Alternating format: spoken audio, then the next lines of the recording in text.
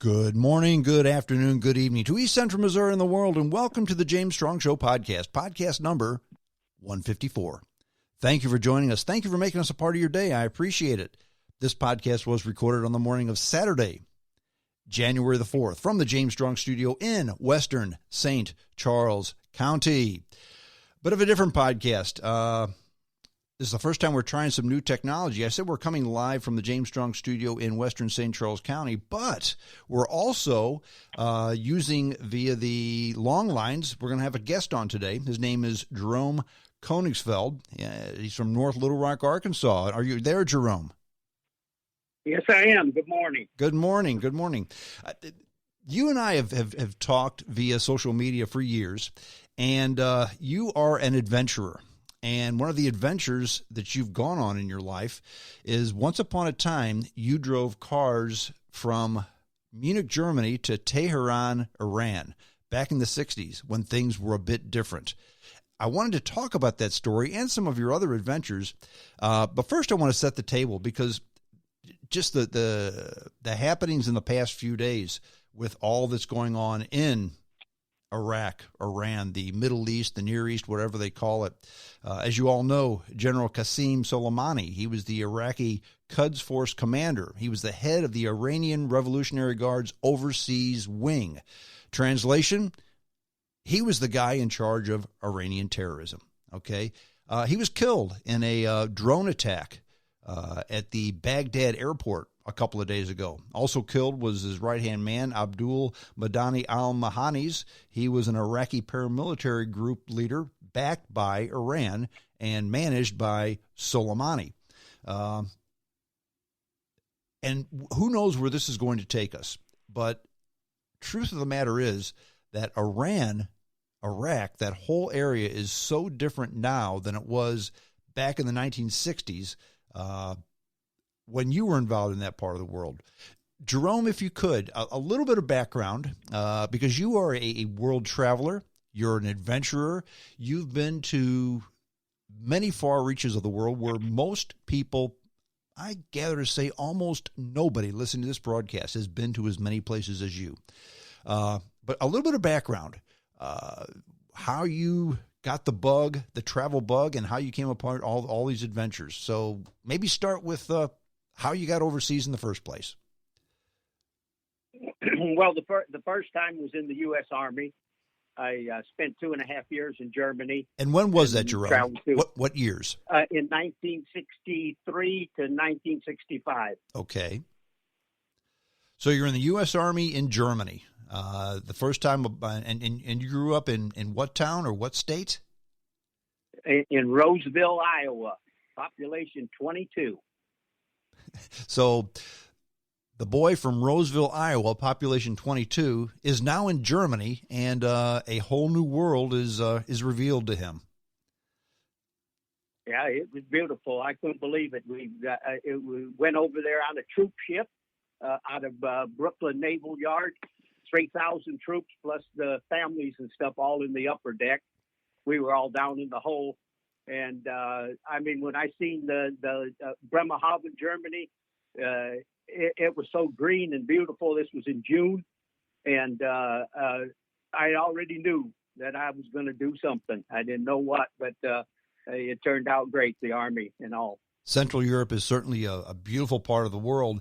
And that part of the world, I mean, they were just 20 years removed from World War II. And a lot of people think, well, 20 years, that was a long time ago or a long time to go by. But what you got to remember is 9/11 was just slightly under 20 years ago. So not a whole lot of time had gone by. So Germany was still an evolving area. Is that true? Yes. I mean, they had really built it up, and it was nice. There are other places in Europe that where you still seen the remnants of the bombed out buildings and stuff like that. But West Germany was built up nice, and they had done many changes to it by that time. So you were in the Army for 2 years, and whereabouts did you travel in the Army? What locations besides Central Europe? Well, I was in 3 years total. Okay, 6 3 months years in the United States and then 2.5 in Europe. Okay. when in '65, I took a trip. The Army provided it. It was a bus trip and did Austria, Italy, and Switzerland, and southern Germany, of course. And that was also what got me even more to want to travel more. Plus, all around Germany, I traveled on my days off, whatever. So on your days off, you just you get in a car and take off. Well, I drove this here fella drove a supply truck, and he wanted to sleep. So when I'd get off work or on my days off, I would drive the supply truck while he slept, and we'd go all around southern Germany. And I wanted to do it just to see the areas and the people, So okay, it worked out fine for me.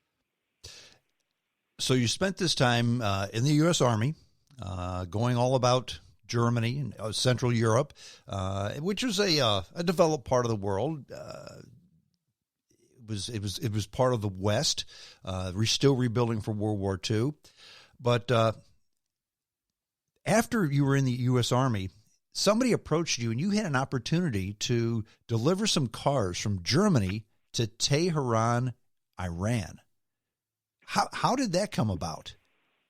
Well, I had been traveling, backpacking, hitchhiking through Europe, Scandinavia, England, Ireland, and we walked into the Munich train station, the Hauptbahnhof. And as soon as we walked in, of course, with our packs on my back, this was myself and a young woman that I had been traveling with. And as soon as we walked in with our backpacks on, these two Iranian men come up to us and asked us if we wanted to drive cars to Tehran, Iran. They asked us if we had license. Did they ask you? Did they ask you in English? Yes, they spoke English. The one did. He spoke very good English. Now, how did an Iranian in Germany know that you spoke English? They just walked up to us and started speaking to us in English. So you just kind of look like an American, I guess. I don't know because they also before it was all done, we had a couple Germans, a couple French. I'm not sure who all was there, but I know it was two Americans, two Germans, two French, and I think an English guy or one or two English guys. So the Iranian gentleman wanted you to deliver how many cars from Germany to Tehran? There was 9 foreigners eventually that rode 7 cars that drove 7 cars. Okay. Well, not 7 people drove. Some of them did not drive. They didn't have license. They didn't know how to drive, and so but they were traveling with each other, so they rode along. They were along for the ride. Right. Okay. And what kind of cars were these? Okay, I drove a Peugeot 404 with 4-speed on the column. Okay.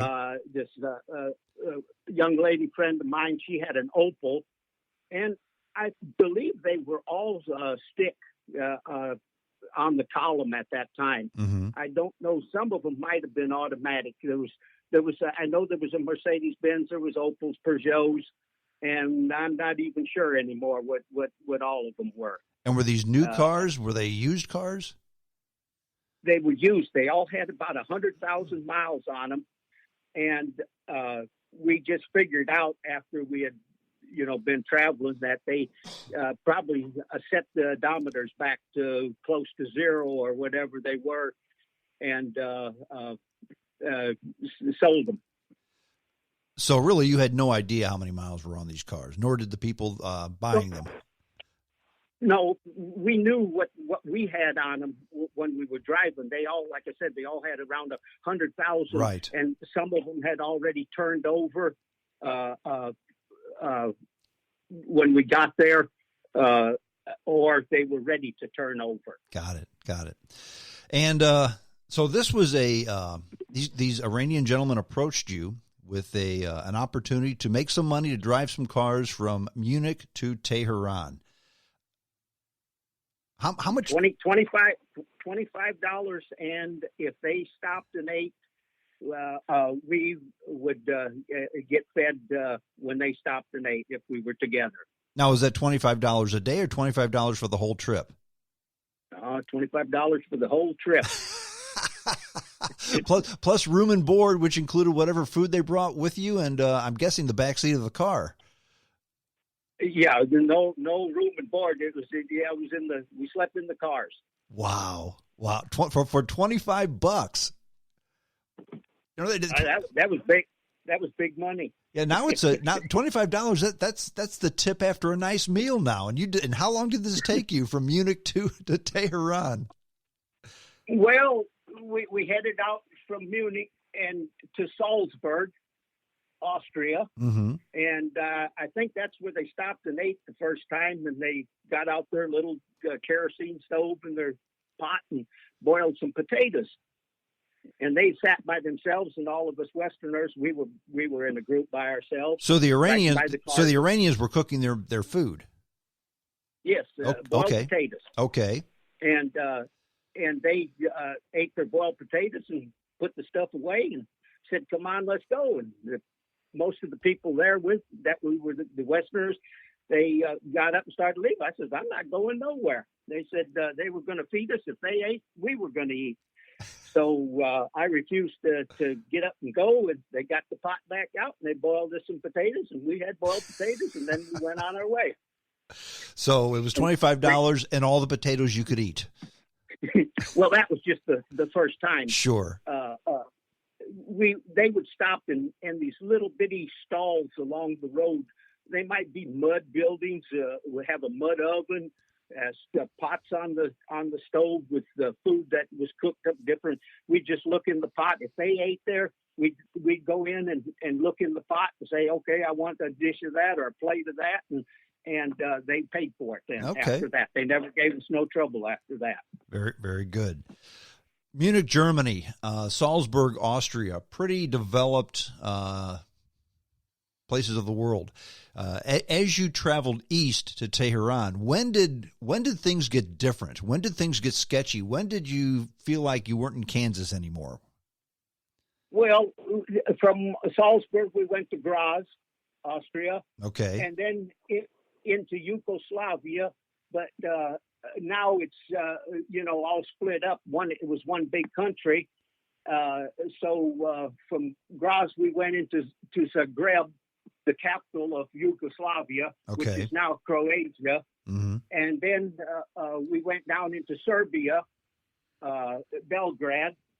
And then from there, there's where things changed, was in Yugoslavia. Because Yugoslavia was they were a communist country, but they weren't so much, they weren't as aligned with the Soviet Union as some others, because Marshal Tito ruled at that time, correct?